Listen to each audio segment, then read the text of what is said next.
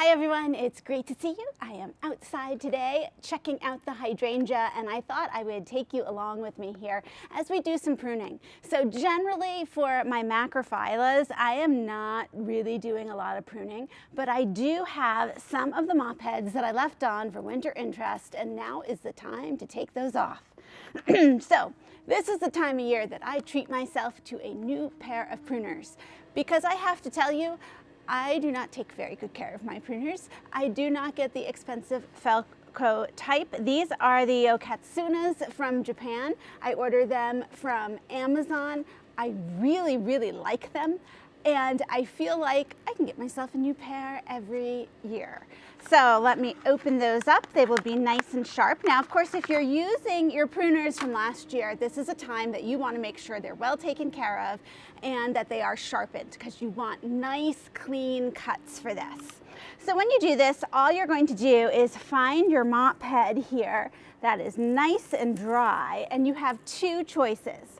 Your first choice, if you are not really brave, is to cut right below that mop head, just like that, and just take the top off. This way, you know you have not damaged the plant at all, and you are all set. You don't have to worry further. Your other choice is to take the mop head and trace it back down until you get the first new set of buds, and then cut there. So there is nothing here that's going to come back to life.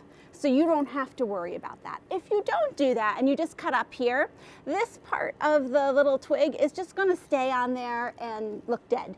So eventually you'll probably come back through and trim that off anyway.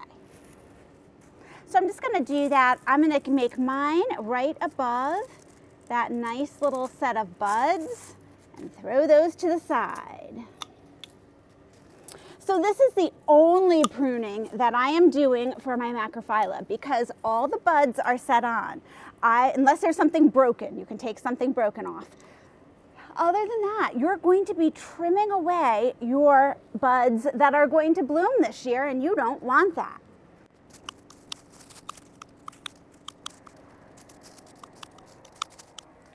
Okay.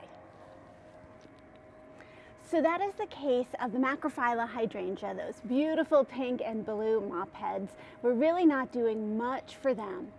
Now this is a panicle hydrangea. This is strawberry vanilla, vanilla strawberry. And this particular hydrangea, panicle hydrangea, gets those longer blossoms. Usually they begin white or green, and a lot of them deepen into a rose or a pink color as they age. And these bloom off of new wood. So actually last fall, I went and I trimmed this down to about 2 feet. And pretty much every year for your panicles, either in the fall or this time at the end of the winter, you're going to trim them down, and you're going to leave about 1/3 of whatever growths are. You're going to trim them down by about 1/3, leave about 2/3 of that plant there, and the new growth that it sends out will be where it blossoms. But you do want to take a close look at them this time of year, and you just want to do some pruning to get out any of those branches that are growing in a direction that you think isn't the best for the plant. And by that I mean, if you have crossing branches like this, they're going to rub against each other and they're going to damage the wood. So I'm going to look through and see which ones are crisscrossing and thin those out. So here's one that crosses there, and I'm just going to take that out. This one is crossing. I don't like the direction it's going, so we're gonna do that. Now, this plant is growing this direction because the sun goes that way. So that's okay, but maybe I don't want quite that many reaching that way, and I'm looking for any in the center to sort of thin. Oh, here's another crisscrossed one. I'm gonna take that out. And the nice thing with this is, because it blooms on this year's growth, you don't have to be worried about making a mistake as much.